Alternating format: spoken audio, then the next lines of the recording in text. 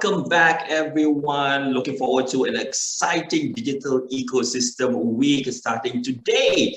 And let's welcome our first panel session of the day entitled SMEs, Bridging the Digital Divide in the Burgeoning Digital Economy. Moderating this session is Dr. A.T. Kumaraja, Council Member of the National Chamber of Commerce and Industry of Malaysia, NCCIM. Dr. A.T. Kumaraja is no stranger to the SME committee. He's also the Honorary Secretary General for the Malaysia Associated Indian Chambers of Commerce and Industry, MAICCI, which is the apex body for all Indian chambers of commerce in Malaysia, representing over 30,000 members nationwide. Over to you, Dato. Thank you, Hazrul, and selamat pagi, salam sejahtera, good morning, Zhao Sang Hao, and Vanakkam to everyone. And my name is Dr. A.T. Kumaraja, representing here the National Chamber of Commerce and Industry, NCCIM. We are close to 62 years old, and we represent the apex body of all the race-based chambers, the Malay Chamber, the Chinese Chamber, the Indian Chambers, and also together with the Federation of Malaysian Manufacturers and also the International Chamber. And like what Hazrul started off, and I think earlier Aiza from the MDEC in terms of the Malaysian Tech Month, and what started off as a Malaysian Tech Week, I believe in 2019, morphed into the Malaysian Tech Month last year, which again was done virtually. And I think that now we are in the second series of the Malaysian Tech Month 2020, which is an anchor event for Malaysian Digital Economic Corporation, for whom congratulations is in order because you have crossed your 25th year in terms of leading the Malaysian digital economy forward. And as we come to the opening gambit of the second week of the Malaysian Tech Month, the first week started with the heart of the digital investments. The theme for the second week is the heart of digital ecosystems. And the third week goes to digital skills. And the fourth and the culminating lab finishes with heart of digital disruptors.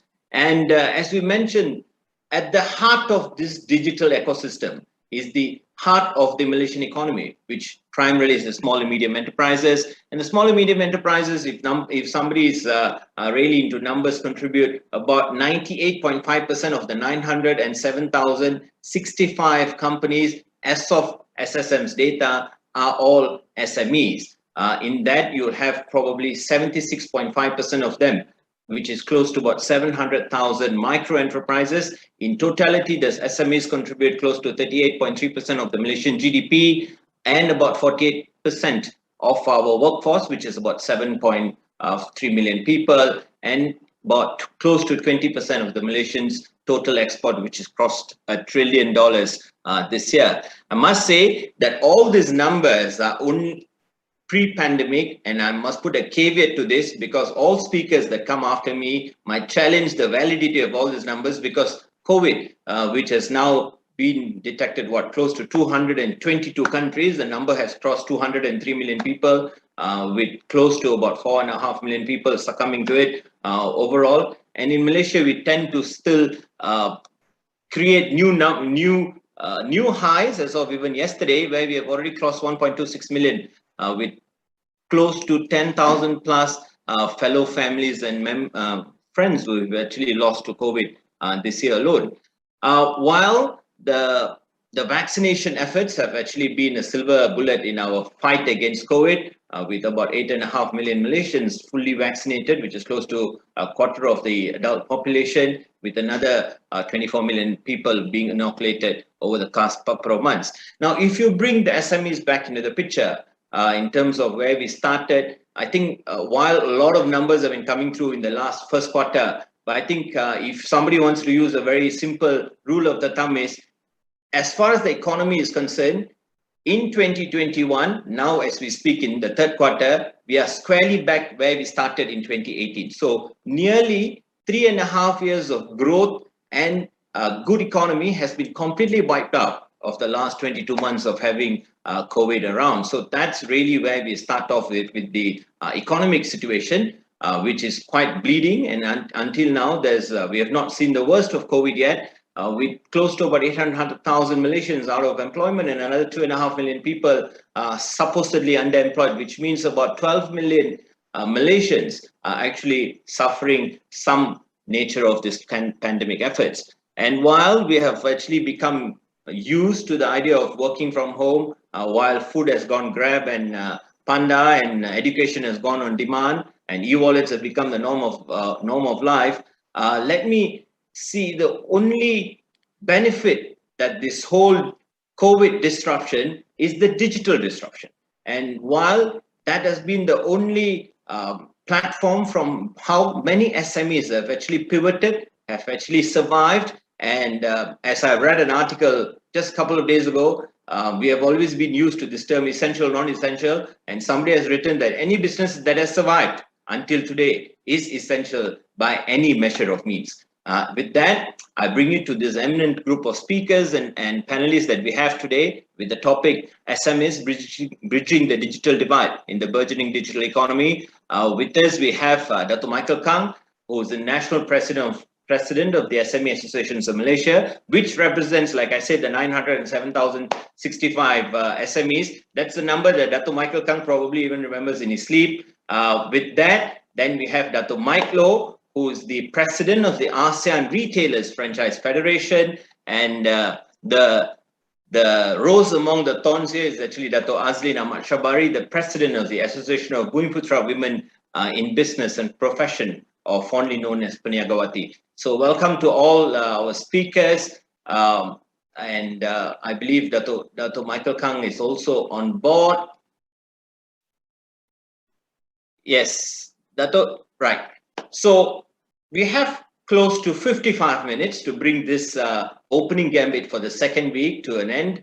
We will start with each of the speakers speaking from their own perspective, their experience, their expertise, and where the SMEs see this digital divide, with some local examples of how well we have done, and then go on to a question and answer session, and then with some closing remarks from each speaker, with suggestions and hopefully policies and programs that will eventually translate to bridge this digital divide.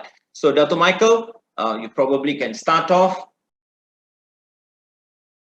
And before Dato', 1 second before that, I must remember that another big congratulations is in order, because Dato' Michael Kang is probably the only SME representative on the Majlis Pemulihan Negara, which is a new team which is formed by our Finance Minister, Dato' Sri Tengku Zafrul, and Dato' Michael is a member of it. So he basically carries all of our voices at the government level at Putrajaya to make sure that the new narrative of opening up the economies becomes sustainable. So over to you, Dato'. Okay, thank you, Dato' Edi Kumar. Today, the moderator today, I think, thank you for your introductions. I think Malaysia Tech Month, this I think is very important, especially for the SME. I think everyone, Dato' Kumar has mentioned that, you know, our country is really suffering from the pandemic. I think especially for SME, since last year, March lockdown until today, as during even at our MPM meetings, PM also mentioned that, you know, in his opening remark, he also mentioned that our countries, I think, is the longest lockdowns countries in the world. So I think the most suffering the entrepreneur, I think, should be the SME. You know, especially we talk about, you know, 907,065. This is the figures which is we have it, I think, in 2015 census figures. Today figures, I think, is different. I think at least more than 1.2 million. I think should be more than 1.2 million. I think this year the government going to announce a new SME figures. Every 5 years, they're going to release the new figures of how many SME in the country. All these are suffering, you know, especially micro SME, and those are informal sectors. That's why digital is very important for the SME to embark in. Since before the pandemic, I think SME, most of the SME did not really focus on digitization, did not focus on using technology, because they're still very traditional. They're using traditional way of doing the business because they got no time to look into the digital, look into the technology. They say they're too busy. They're all still very manual and using a lot of traditional way of running business. But during the pandemic, all these SME are suffering because they don't know what to do. And this is the way when it comes to the during this more than 1.5 years, a lot of SME learn, they have to adopt the technology. They have to move forward to use technology, to learn how to go online, adopt into all these computers and buy all the software and see how can help them to survive over this pandemic. I think before the pandemic, a lot of SME, I think less than 15% of SME adopt into technology. But I think today we can see when our last survey, I think already pick up more than 35% of SME already adopt, and then another 30% is on the way, on the way to adopt the technology and adopt digitals. I think we can see that for last 1.5 years, on all the government's assistance, all the similar package, every package that is the digitization's grant, digitization assistance from the government, not only grants but also a soft loan from various banks and also agency that provide all the loan for the SME to adopt into technology. And this is very important. You can see, so that is why we encourage the SME, please adopt in technology. After this pandemic, if SME did not adopt technology, did not adopt internet or online business or whatever, digitalizations, I think they're going to face out. They will not able to survive, pass through this pandemic, or even they pass through the pandemic. If they still go back to the traditional way, I think SME will definitely wind up, phase out within the next 3 to 5 years. They will not able to survive because we are talking about digitization. We're talking about, as long as I can see, we are currently in the recovery stage. So you can see during this pandemic, all these like what our Eddie Gumas mentioned, that like e-wallet and food deliver online orders are picking up. It's very fast. So mobiles is also another tool for the SME, can be used for their business. So work from home, you need technology. You need, like today, our webinar, same thing. We are adopting technology. We go through the webinars using technologies, stay at home, and to talk about to transform, pass down all the message to the SME to learn how to adopt into technology. This is the way to go. As what we say, recovery is on the next coming months. So we hope that all the SME can change and transform themselves to adopt technology and face the new challenge, new norm, new way of doing business, new way of survive, and to make themselves against. You can see our countries have signed quite a lot of free trade agreements like RCEP, CPTPP, and also ASEAN. I think all those we can able to help SME to not only to do their business locally, but also we can embark into the international market, which is FTA have been signed next year. I think all those FTA will be rolling out. So SME should grab this opportunity to adopt technology, to move into this market is the advantage for the SME. You can see during this pandemic, a lot of SME who do export, I think their sales have been increased. Some even increased double, some even increased triple. I think the sales have been picking up.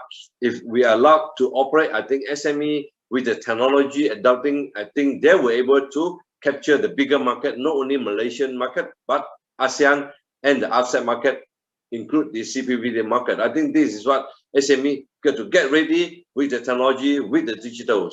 I think this is what the message we are going to carry, pass down to the SME. Here, pass it back to our moderators. Edi Kumar, thank you. Thank you, Dr. Michael. I think you have made that very, very clear in terms of why SMEs must migrate to the digital platforms.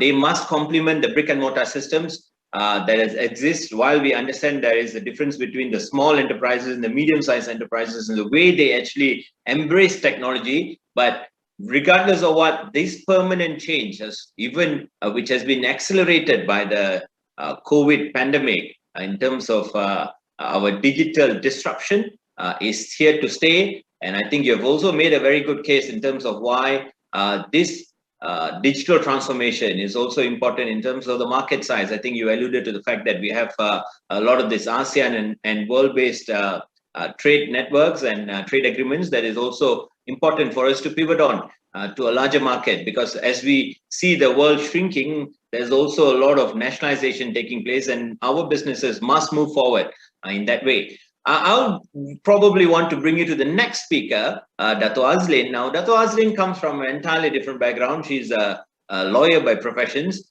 but in a country like ours where lawyers and doctors are actually now fighting for job security, I think she has actually pivoted into the business field long before somebody needs to go on a cartel in terms of wanting for jobs. So Dato Azlin is also probably want to share it from a very women perspective. While women have control over 44% of all SMEs in our country, but their contribution to the GDP within the SME sector still remains within the 30% mark. So over to you, Dato Azlin.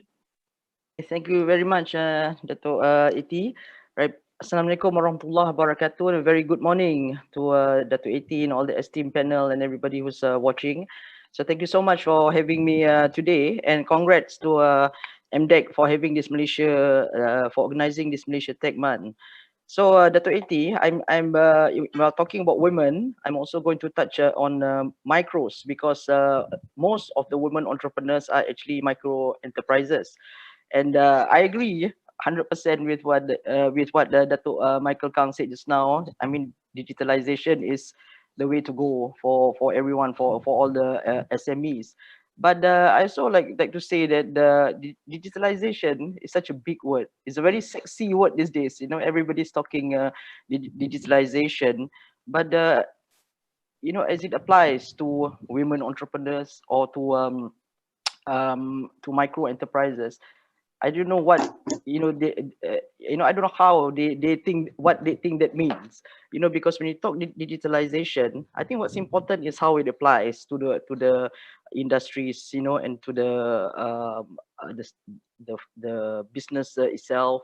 And I think here we need to see, that there's a vast difference of what that word means, digitalization, to women entrepreneurs, to micro enterprises, to small, medium, MNCs, and all that. All right. And I think for us, for micro enterprises in general, I think all they take it to mean is that for them to have a social media presence, for them to have a website, for them to go into the e-commerce platform and all that. So I think sometimes there is a tendency to talk about digitalization too much in general, right? Because I think, to me, what's important is, at the end of the day, is how that digitalization is applied to the industries, the all the businesses, and especially now, right? Because Dr. Iti, if we're having this conversation prior to MCO, maybe it would have been a different conversation, because it'll be then, because everybody will be okay, there's no businesses which have ceased operations and all that. But talking about it now, right, I think the approach is slightly different. And for all the micro enterprises which have ceased operations, and there are lots of it. I mean, from my own personal experience, I've seen my members, the women entrepreneurs, who have like closed right in the 3rd month, in the 6th month, in over this 1.5 years, right? So now, when we talk about digitalization and how we're going to apply that to those to the businesses which have ceased operations, all right. So how do we start now? All right. So that's a different kind of digitalization when you talk about the bigger companies, right, which will need other tools and other ways of uh, other solutions, other systems to enhance their business operations. So I think that's very important to see how, right, when it comes to micro and women who have actually gone through a lot for this 1.5 years, and I think um, it need to be addressed, as in, if a business now, right, has ceased operation, you want to bring the digitalization to them, right? What would we need to do? All right, what we need to do? Right, because as we all know, in business, I mean, we've got a lot of other considerations, other issues to think about. I mean, you got to start restart your operations. You got to think about what kind of business you're going to go in, post pandemic, right? And some of the products that you've been doing all this while may not be relevant anymore, right? And all those things. So how do we uh, inject that digitalization into starting up all these companies which have ceased operations? And also, I think for those that have survived over the 1.5 years, there are many who have survived, and I'm very proud of some of our entrepreneurs or women entrepreneurs who have pivoted to other things, or who have gone online and who have adopted the technology and digitalization. There are many of those, and I think they have been very open to going for their training, for getting for applying for all these grants to adopt digitalization in their business. But at the end of the day, I think they need some help in doing that business plan, because technology and digitalization is just a way to assist the business, right? So sometimes I want to share with you that, to 80, I know that some of my the women entrepreneurs, I mean, they go in for the training for digitalization, and there's many of those going on, but they don't know yet what kind of business they're going to do, or what business they're going to pivot to.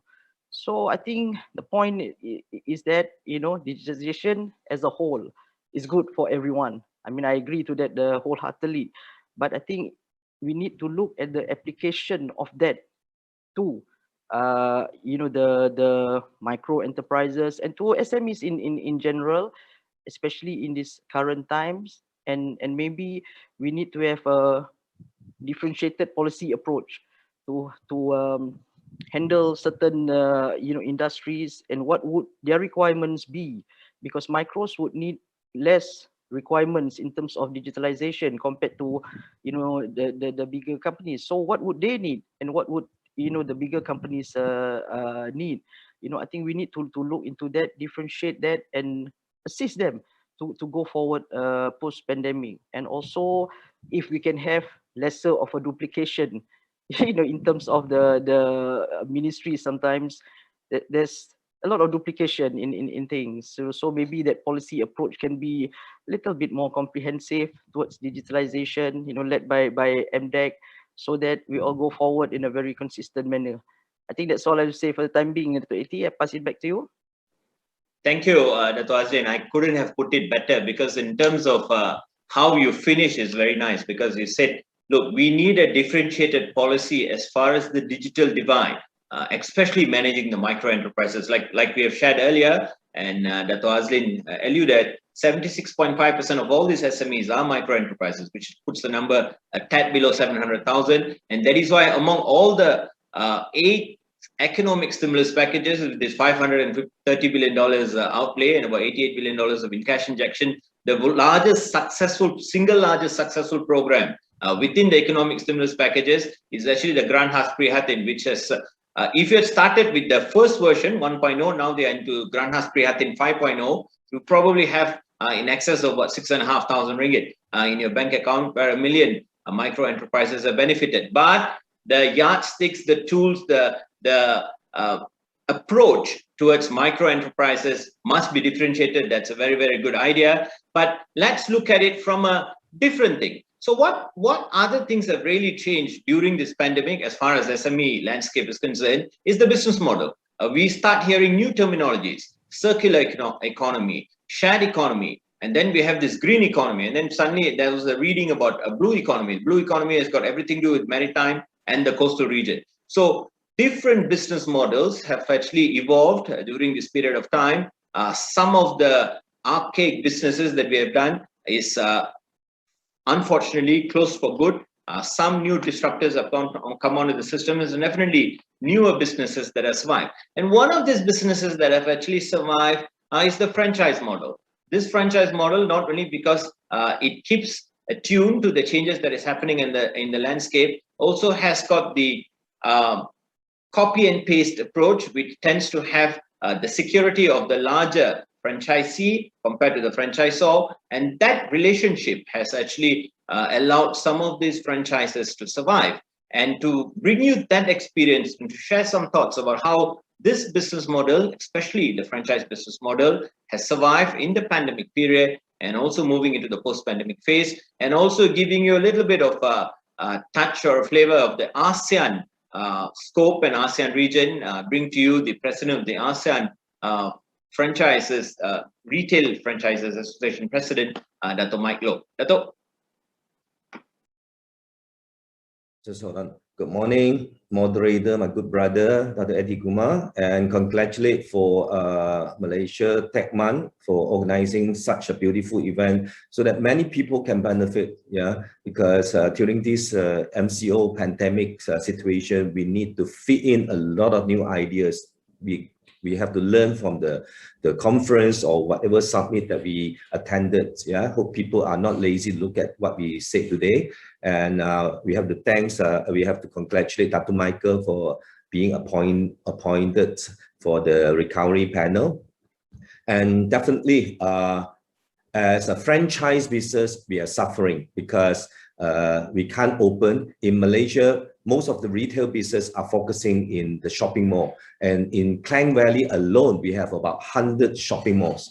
So that is a nightmare for all the retailers because mall cannot be open, and most of the business are suffering in the mall. So that's why I believe after this pandemic, there will be a new business ecosystem will be happening, will be shown, because it's not only limited to the shopping mall anymore. It should be looking at the street, the outside of the mall as well, not focusing so much on the shopping mall.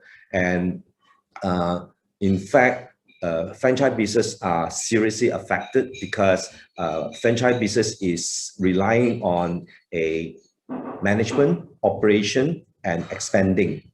As what we discussed just now, when Dr. Michael said, that's so true, and people in the retail business, they are not prepared for the digitalization prior for the pandemics. And during this situation, they have no choice, have to look into the whole system, especially the how to digitize their business online, on marketplace. But not many of them are prepared, are ready to do that because they don't have enough fund, they don't have cash coming in to fund the whole idea, to set up the websites, to set up the system, to set up their shop on a Shopee, Lazada, or whatever. So in one word, they are not prepared.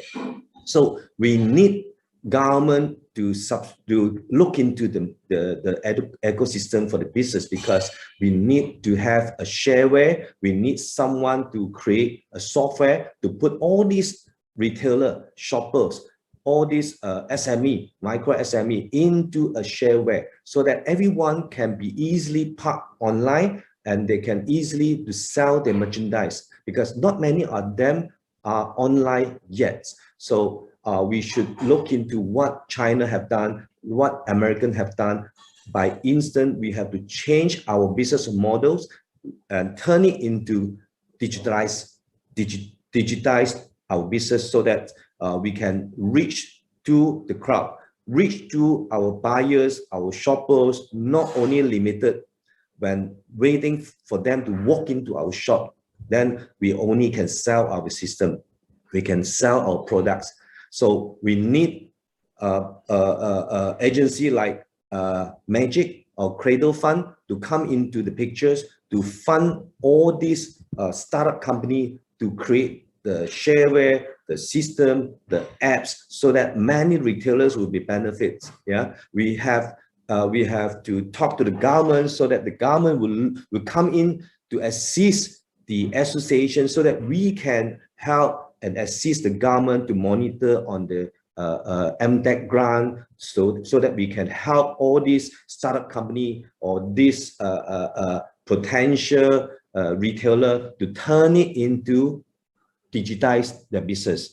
So we need all these startup company to come in, okay? And we need government to shorten the process in order to help to fund all these startup company, because in order to digitalize our business, we need software, we need hardware, we need a lot of fund, we need a lot of fund for advertising and promotion, not the conventional way. We need to do the AMP for in Google, in Yahoo, in all sorts of social media platform like Instagram, like Facebook. That is never happened before for all the retailers, right? And all the retailer, I mean, sad to say, we are Chinamen. Yeah, we run the old school way of business. We're focusing on the old way of your own experience to execute, to run, to manage our business in the old way. We're only focusing on how to expand our business, how to franchise our business from Malaysia to abroad,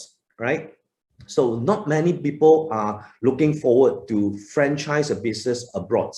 In Malaysia, we have thousands of beautiful brands which is in focusing on franchise business, but we need more, because after MCO are opening, after pandemic are controlled, yeah, we cannot say pandemic will be over. From pandemic, it might be moved into endemic, right? It will not be over. So we need all these franchise business, homegrown franchise business who are still in Malaysia. We need them to combine with the gadget, combine with the software, combine with all the marketplace, the e-expo, so that we can move our brand abroad, especially under the RCEP, right? That we signed in last December. We have to move our business into Thailand, Indonesia, China or Vietnam, okay? But we cannot invest. So by that time, we need to franchise our business model to let our brand going abroad to work JV or together with the foreign partners. And vice versa, we need to help the foreigners to bring their brand into Malaysia as well. That's why we have to rethink, we have to replan as an operator, we have to replan our business in order to survive, in order to prolong our business operation for the next 6 months. For the next 9 months, we have to look into it and turn it into digital, okay? As many as possible, as fast as possible. We cannot think anymore, we have to move, yeah? We need government to come in, we need a lot of shareware to come in, right? For example, I'm running the hair salon business, we need a shareware for a hair salon, spa, beauty salon, manicure, pedicure, makeup, all this in almost similar business model. We need a shareware so that we can use it for the appointments, for the sales, online sales, for the online, everything is online, right? We need a shareware. There is a lot of people doing, developing all these gadget, all this software, right? But they need fund to run it. Right? We need all these startup companies to come into the picture so that we can use it instantly. We don't have another 3 months or 6 months. We need a solution very, very fast. Yeah. So that's why we need the government to cut off the bureaucracy of their system, to come into the picture. The Cradle Fund will come in to help all these startup company. Right? But instantly we can use it. But instantly for Dato' Asmin group can use the gadget, okay, so that they can sell it online. They can help them to online, to promote their business online. We need a lot of seminar. We need the organizer to organize a lot of seminar to teach all these retailer how to use the gadget, right? How to put our business online ASAP, right? I think the market is still there. We just need to hold on for another 6 months, 9 months, or 12 months. Just hold on, don't die, right? Just think how to cut off the outlet that you don't need, right? Because I see some of our friends like Kino Emishu, who is selling the health foods, are doing so well online. Right? They are doing so well online. They have planned 6 years, 7 years ago, right? They have brought their products online in Singapore, in Indonesia, in Thailand, and in China. Do it very well. And another company, which is Singheng, they are selling a online now for all the electrical appliances. They did it quite well. Yeah, they are prepared. They have planned it 6 years ago. And our company have planned so many years ago. We employed a lot of tech people to manage our website, to turn it or the program into training it online. Very difficult, yeah, very difficult, very challenging, because we don't have enough talent in Malaysia who can taking care of our business to turn it from offline to online, right? That is very important. We have to bring in a lot of new models from China, from America, so that we can learn from the system immediately. As an operator, as a brand owner, yeah, I urge that you have to change yourself immediately, right? So thank you so much for the organizer for giving our chance to express ourselves here. Thank you. Giving back to you, moderator. Thank you, Dato'. I mean, actually, I must say, I'm not sure whether this is because it's a Monday or whether it is actually the heart of the digital ecosystem topic that has actually put all our speakers. I mean, I rarely find everybody on time. Actually, we are now not only on time, we are ahead of time, a couple of minutes. And I think I must thank all the speakers because they have not only kept their thoughts very crisp. Now, I like the way that Dato' Michael finished the whole thing, because I think he mentioned 4S. I remember. One is a startup ecosystem. The startup ecosystem in this country needs to have a new narrative. What? Second, he spoke about the speed of implementation, the speed of getting digitalization, and the speed of impediment, which means whether it's the policies, programs, or government intervention, what he coined it as there must not be a lot of red tape to it, so there must be speed of implementation.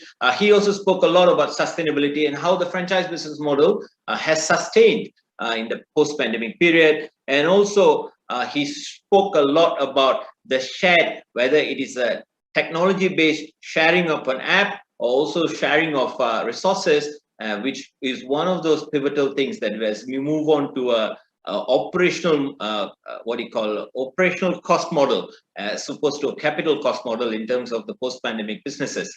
Now, I have a couple of questions which has been shared on the MDEX online platform. So quickly, let's get that over with. So some of the questions are generic, but I think one question which is specific to Dato' Michael Kang is, Dato', you mentioned out of the 1.2 million SMEs registered, how many have officially closed across all industries? So that's a number you might want to mention.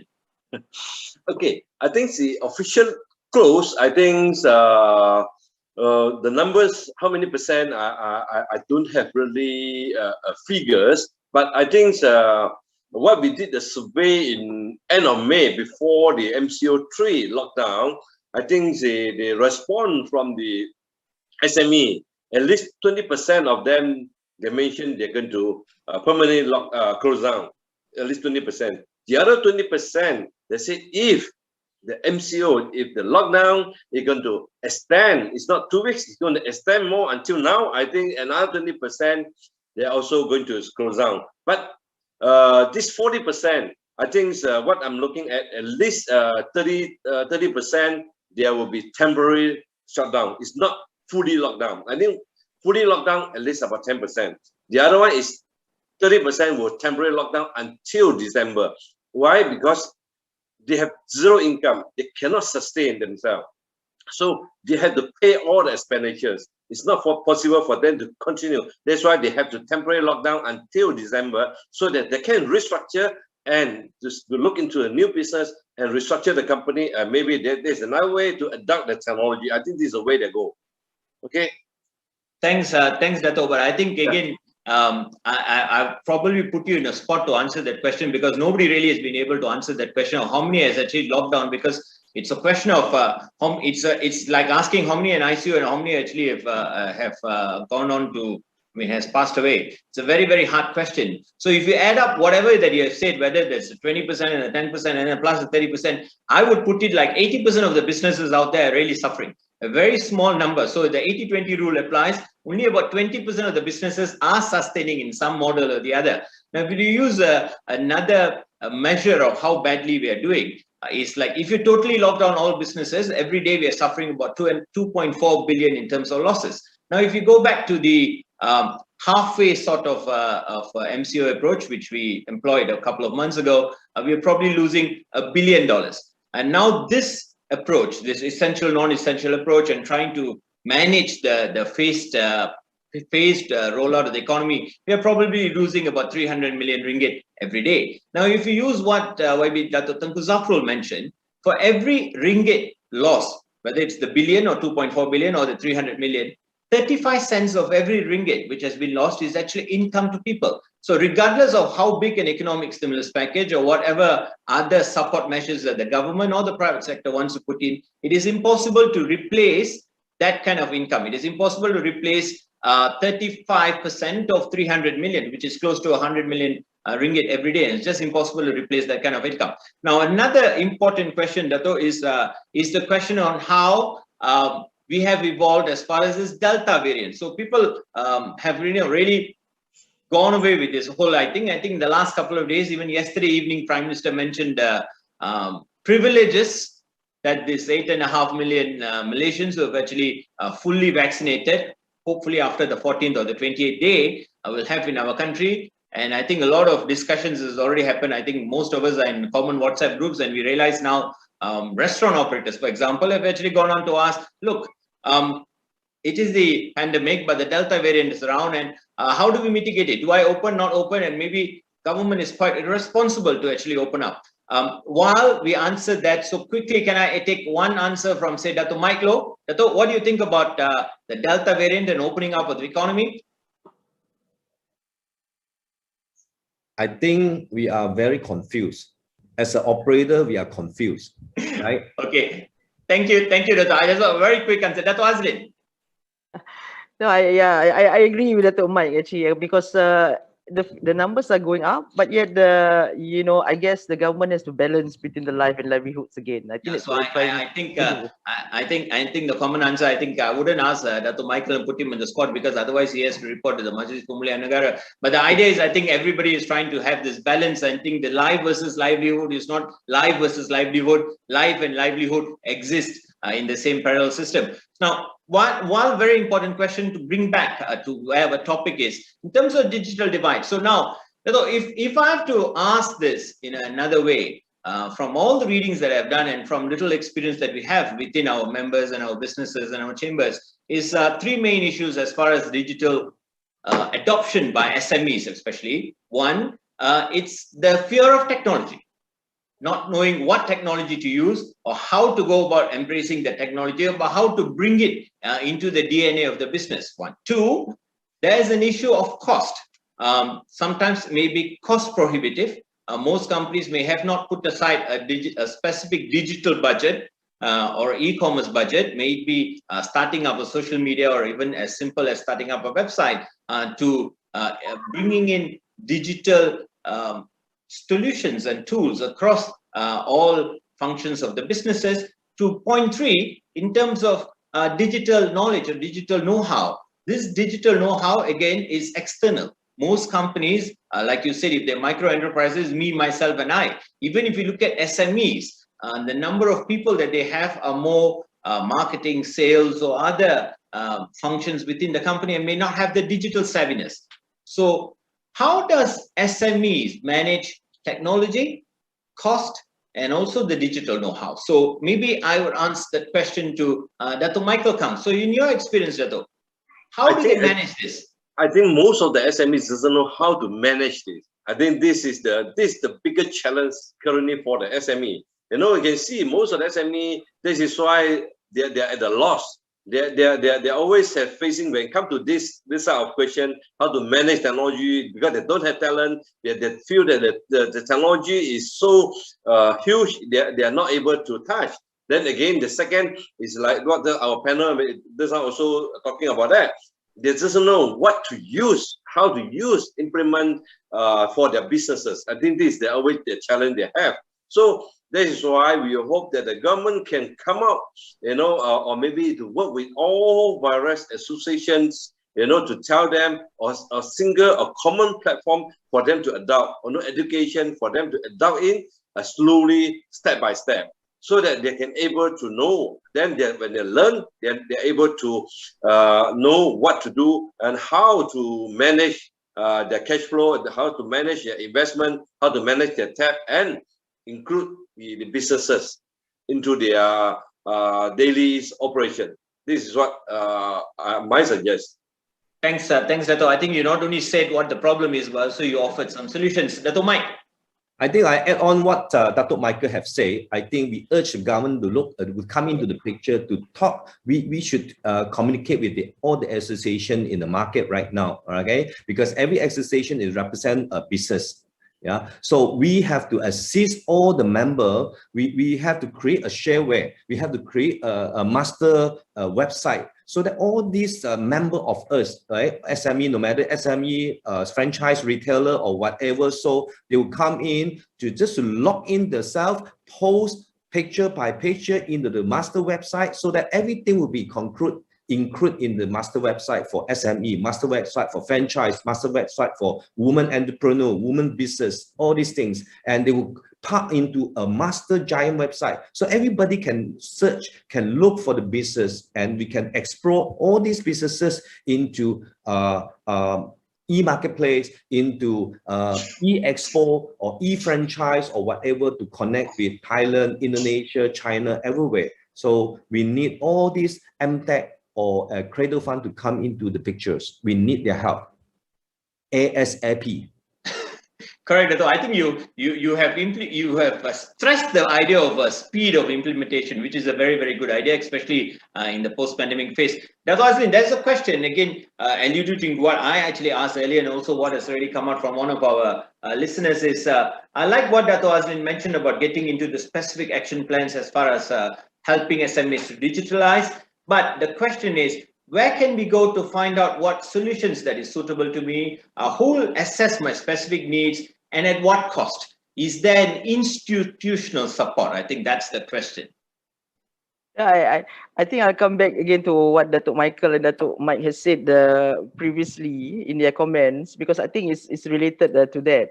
I think it's very important, I mean, for MDEC or even Ministry of Entrepreneurship Development, right, to think about, you know, the whole landscape, the whole ecosystem of entrepreneurship in Malaysia, so that you can break it up into specific industries like franchise, like you know, and also according to the size of the businesses, so that now you can lead us, you know, and say that, okay, for micros in this industry, this is what you need, right? Because I think there's a lot of awareness and education, you know, which needs to be done there. Because as Dato' Michael said just now, some people don't know what they need. They don't know what they require to go on. So if we can break down to specific industries, right, micro, small, medium, and then according to the specific industries, then you tell them that, okay, for these industries, this is what's required. And as Dato' Mike said just now, you have a shareware which is particular to that industry, so that everybody will know where they're heading to, right? Otherwise, you know, you talk about digitalization, I mean, that word again, digitalization, but what does it mean and what do we require? Right, I mean, it's just not so clear. So maybe MDEC can take that up, all right, and split up everybody into the specific industries and tailor-made some of these things for that. Correct, Dato. I think one of the things that has really come across as far as this pandemic is concerned in terms of the data, right? So now is the time where really we have good data to speak about how many number of micros that we have, how big are the SMEs, and how big are the S of the SMEs and the medium size of the SMEs and all that. So one other thing that I like the way you mentioned, and even Dato Michael mentioned, is in terms of differentiated approach. So one side you should have the idea of the micro, the small, medium sized enterprises, and then see which phase of evolution of business that they are in some sort of a matrix approach, and says if you are in this level but your evolution of business is at this level, and this is what you can go on for. So that differentiated approach, because I was schooled in this idea of digitalization, and the digital economy. It's a very, very different thing, and it's very, very hard for a micro enterprise to even go on to understand. And that's that threshold, that fear of wanting to inertia of moving to the digital world is what is probably causing the so-called digital divide to become bigger. My next question to Dato Michael Kang is this. Now, Dato, while this digital economy has evolved and made a lot of businesses move on to the new digital world, but I think there is also fear of monopolies being created. I'll give you a simple example. This creation of super apps. So if you take Grab, for example, and after that they bought out Uber, they control close to 80% of the e-hailing businesses in the Southeast Asia region, and they control close to 27% of the e-wallet transactions that is happening now. Nothing wrong with what Grab is. I'm not anti-Grab, but what happens to small, medium-sized enterprises like us compared to the giants of the industry, the Microsofts, the Google, the Grab, the Foodpanda, and everybody else who has got bigger budget, better technology, better know-how, and that I'm not sure, because one side we are trying to provide equality and equity for SMEs, and one side the digital divide, unfortunately, is the difference between riding a Proton and a Porsche. And that's impossible to catch up that speed. So how do we manage this, Dato Michael Kang? And maybe after that, Dato Michael. Okay, I think it's very important. I just mentioned also, the government should provide a common platform, especially to help micro and local SME, or even local platform, to embark into. So it's easier for the SME to enter. I think we should not somehow support, with all the big international platform, because they are considered monopoly and to control our Malaysian market. At the same time, a lot of, you can see international platforms, they're selling international products. They are not fully helping the domestic, especially micro and small, medium SME, because the charges is expensive. And also a lot of SME, micro are not able to move in because they don't have expertise and they don't have cash as well. So we hope that the government can come out a local platform, local business models, for the micro and the informal sector, plus the small medium industry to able to embark. I think we should not only focus on one or two platforms. We should focus a few different business model, few different industry, and allow the SME to embark in. Even every single different business, they should have 3 to 4 different platforms for the SME to choose to learn, for better services. Thank you, Dato. And Dato Michael, very quick take on that question in terms of how? I think we don't have much time, because to develop a software, you might need 3 months, 6 months, or more than that. We need millions of money, right? So we need to get MTech in place. We need to get Cradle Fund in place. We need to get association in place. All these 3 panels must be in place. Why? Because Cradle Fund, they have been in place in Malaysia for decades, about 10 years plus minus. So inside Cradle Fund, there is a lot of developer, a lot of startup company. They might have a lot of ready-made products that we might need it, right? By instance, because as I said, we don't have time to develop a new software. We need to relook into the startup company, what they have, what we can use it, and how we can gel it with them. By instance, how MTech could come into the picture to furnish it with all the fund. Yeah, I think this is important. Then we can go, as I say, another word is ASAP. That's a speed. Yeah, we can't afford to lose any month. Right? And I think by government per se, it will be very easy to connect to China, to Indonesia, or to Thailand, all these big companies, so that we can sell across, not only in Malaysia alone. Thank you, Dato. So, right, I think we have been, while talking, time has really passed and we have got exactly 6 minutes to the clock. So can I have a quick wrap up of a minute from each of the speakers? Say, Dato Azlin, start with you. Okay, so I look forward to some, specific guides, specific, assistance from MDEC, in terms of what we discussed just now about helping the industries according to their size, according to, their industry and their businesses. So I think that will be the way to go to apply digitalization to this current business landscape in Malaysia. Thank you. Thank you, Dato. Dato Michael Kang? Okay, I think for me, I think here we are urging all the SME, please adopt technology. It's very important. They must to do is, this is no way. If they want to survive, they have to. The other one is we hope that the government really seriously look into it, how to help, especially micro as a common platform, to build more platform, especially locally, and support locals platform, which is like what Dr. Mike had mentioned, that there are a lot of startup company, they are already ready, they have all the solution, local owned solution, and bring this platform for the micro SME, bring them not only for local market to the regional. I think then we able to build our own and to help the SME proper engage in the digitization. Thank you. Thank you, Dato. I think another way to put what Dato Michael Kang said is either differentiate or die. So Dato Michael. Okay, I have to remind all these retailers who are still survive in the market, or SME still survive in the market right now. Don't blame government, don't blame pandemic, don't blame your landlord, right? Be positive.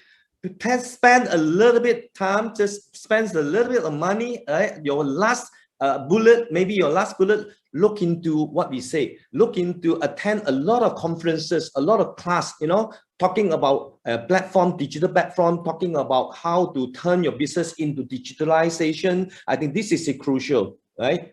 We urge you to turn your thinking format, right? Don't be negative. Thank you, Dato. I think, one of the good things that Dato Mike has actually mentioned in terms of this attitude, right? So the only reason why that 20% of the numbers that Dato Michael Kang just now mentioned, why that 20% has really survived is primarily because the attitude they have is that glass half full or glass half empty. I think despite the pandemic, because we really don't have a playbook, we're really not sure whether the worst is past us with the Delta variant and whatever else that is coming through after this, while the government gives you some sort of privileges to move around with this quarter of our adult population being fully vaccinated. So if I could just sum it up, we just got a 2 minutes more from all the three eminent panelists, that 4 major thought points about how do we bridge this divide. I would put it into the 4 I's. 4 I's, the first I being infrastructure. So there is enough details, whether it is the digital blueprint of the nation, whether it is the roadmaps that many ministries have actually put out, whether it is multimedia, whether it is MDEC, or whether it is the MEDEC, or even whether it is the MITI. They have a lot of roadmaps, policies, programs. So that basically gives you the infrastructure details available. The infrastructure, which is the next I, the infrastructure, while we have actually rolled out the 5G plan for the next 10 years, where we intend to go. Broadband, I hope the broadband is made more affordable and more accessible. I wouldn't want to go into the ideas of why telcos are really not being able to do that much for us, despite the good efforts by the government trying to push them to get better connectivity. As we know that we still struggle with broadband connectivity being affordable and accessible. The other I is basically institutional support. I think MDEC, which is leading the digital economy change and needs within Malaysia, is definitely in the forefront of it, but supported with different domains, whether it is the startup domain within Magic, whether it is the funding domain within Cradle, and multiple other agencies, including other agencies like ministries like MEDAC or even SME Corp, has got a role to play in this institutional approach. But what all of us as SMEs, including the panelists, have always asked the government is don't have multiple organizations trying to do everything. While multiple organizations have a role, there must be one lead agency, and that must be, in this case, an MDEC. It's not that I am a big supporter of MDEC on any nature or the other, but I've always professed that there must be two go-to kind of agency, and that go-to agency, in this case for digital economy, especially in dividing the digital economy for SMEs, must be MDEC. And the fourth I is terms of incentives. Now, while you have the infrastructure ready, and while institutional support is there, that incentive to move to the digital world, from all the data that we have shared. Now, if you look at the GDP contribution, a couple of questions that really come through our platform is, what is the GDP contribution of SMEs? 38.3%. The growth rate, our nation is growing at 4.5%, used to grow at 4.5%. SMEs are growing at 6.5%. But if we look at only the digital or the e-commerce space, growing at nearly 11 to 13%, which means nearly double the SME growth. So that is the one channel that is really going to bring you the growth. So you must have the incentive to go into the digital ecosystem, and that is a big mover in terms of the pull and push for SMEs to move into the digital ecosystem, and it must be supported by institutional measures. And for that, we bring this event to a close. We had great thoughts, great suggestions and proposals from the eminent speakers, Dr. Michael Kang, Dr. Azlin, and Dr. Mike Loh. All of us are in different boats, but in the same storm. And I must thank MDEC to actually started the second week of the Malaysian Tech Month with this topic. And thank you to MDEC, thank you to Tuan Hasrul, and everybody else who's made this possible. And thank you again to the eminent group of panelists. Thank you, Dr. Eddie. Thank you, Dr. Eddie, and all our esteemed panel members for that relevant In the Now panel session to kickstart our morning. Just as Dr. Michael Kang said, he mentioned adoption of digitalization is a must. Adding on to that, Dr. Azlin said, it is not just to adapt, but also how to benefit from it in the business operations of SME. Thank you, everyone. Thank you for this morning. Okay, hope to see you again. We will now be moving forward to our next session of the day. It will begin shortly, so do click join session. Please complete the survey for each session, as we will be striving to continuously serve you better. See you in the next session in a bit. Thank you.